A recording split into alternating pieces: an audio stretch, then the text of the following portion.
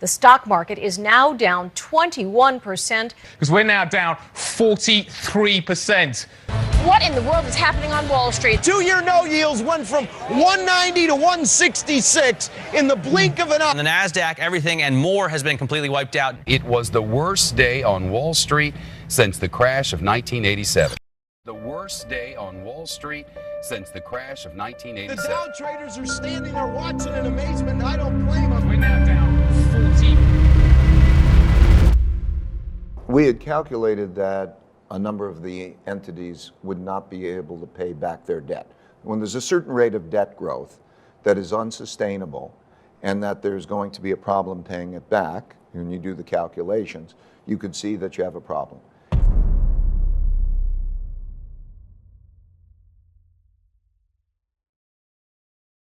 The 2008 financial crisis was the biggest economic shock in the United States since the Great Depression of 1929. Ray Dalio predicted the crisis, and he managed to keep his hedge fund, Bridgewater Associates, out of the crisis. Now he makes another gloomy prediction: US national debt crisis.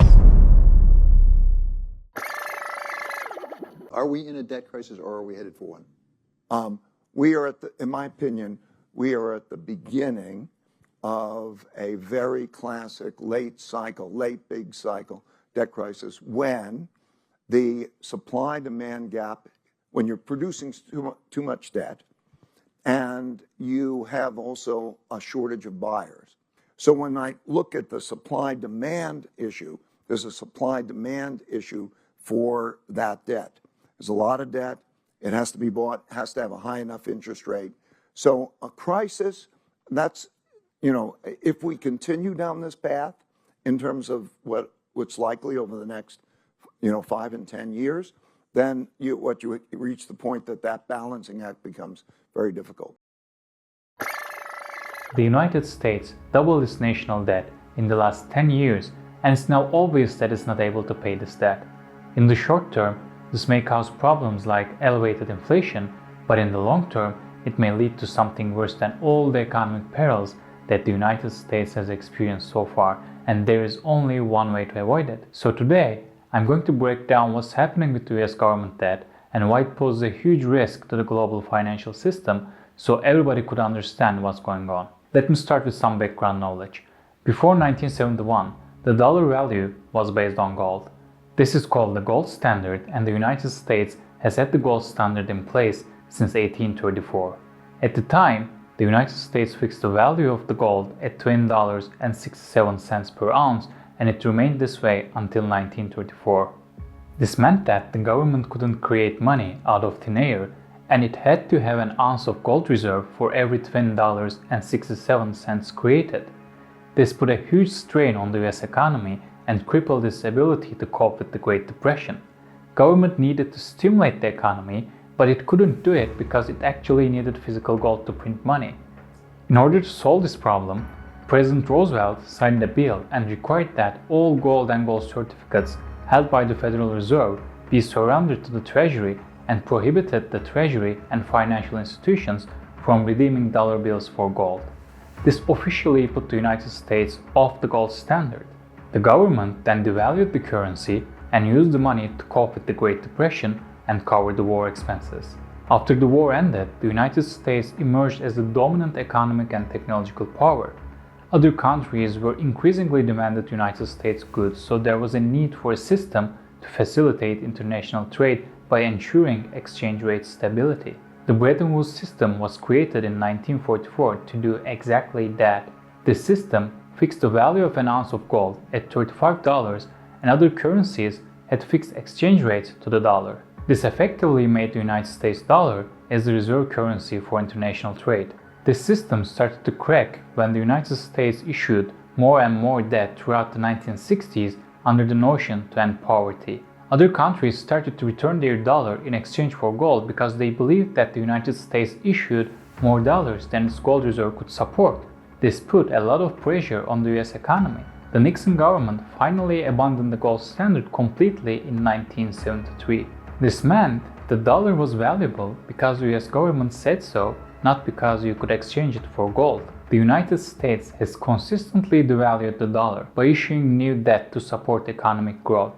Naturally, the US government debt has skyrocketed since then.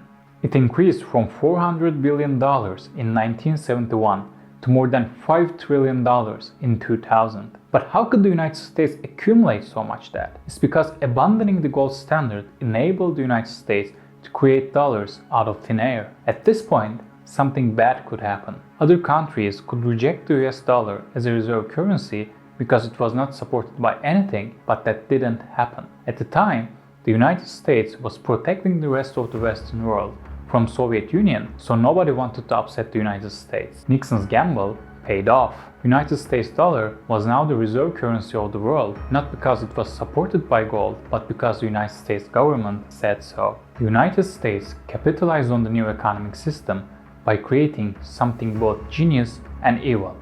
It was called state-controlled inflation. If the US dollar was now the reserve currency of the world and it didn't need gold to support it, why not take a lot of that and use it for buying goods and services and investments to create economic growth and then print some money to pay it back? You will be paying the same dollar amount you promised to pay, but that money would be less valuable by then because you devalued it by printing money and creating inflation. This is what the United States did to support economic growth and basically to outperform the Soviet Union. There's also a downside to that.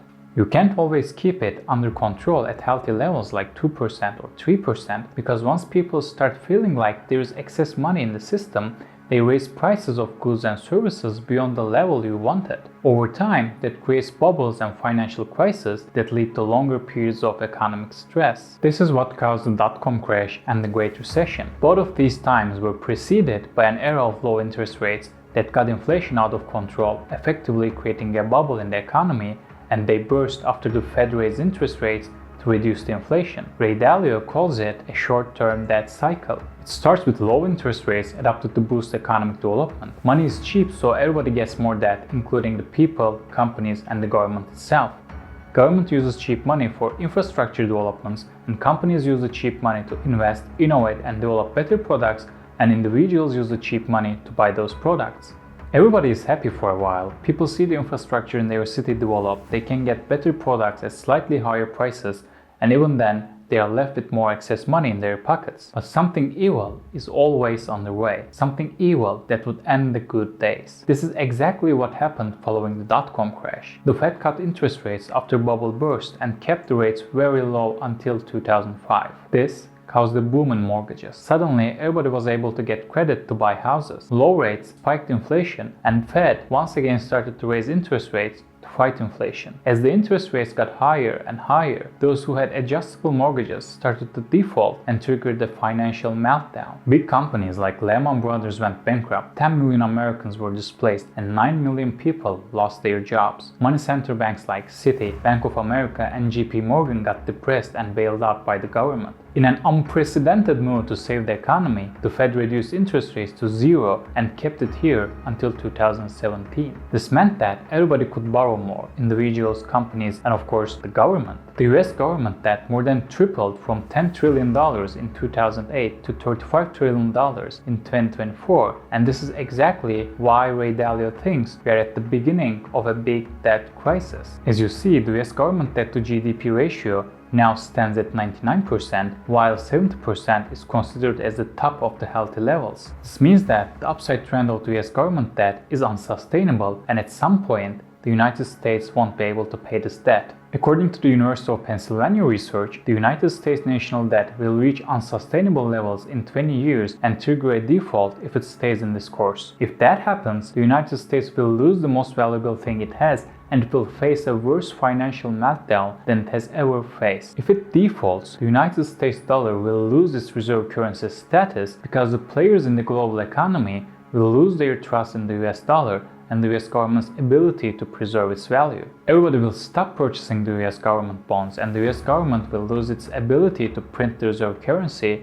out of thin air. That will be ultimate financial meltdown for the United States, and it will be even worse than the Great Depression and the Great Recession combined. So, is there any way to avoid this? The short answer is yes, but it's actually hard. In theory, the United States could inflate its debt away, meaning it can deliberately raise inflation, so when it comes to paying its debt, it will pay the same dollar amount, but there will be so many more dollars in the economy that it will be easier to pay it. But that wouldn't work because the market participants are no fool. When they see that the United States is abusing the dollar's reserve currency status, they will gradually stop buying the United States government debt, and this will essentially produce the same result, which is losing the reserve currency status. But actually, there is one more way, and it's effectively the only way. It's called productivity growth. Think of it like this. You are running a business and you borrowed money from the bank. What would you need to easily pay this debt without cutting expenses or stuff? You would need to make way more money every year than your annual payments. If the United States can effectively invest the money it borrowed and create an economic growth that far outpaces the debt growth and inflation, it will be able to pay and reduce its national debt,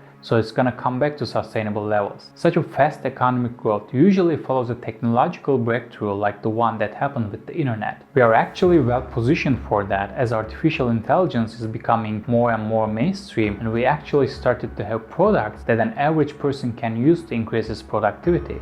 If that kind of productivity growth penetrates through every layer of economic life, the United States can actually have that productivity leap and generate enough economic growth to pay its debt. Keep in mind that the United States' ability to pay this debt through an accelerated productivity growth is just a theory, but ever-increasing national debt is a reality. If you like this video, please hit the like button and subscribe to the channel, and with that said, see you in the next video.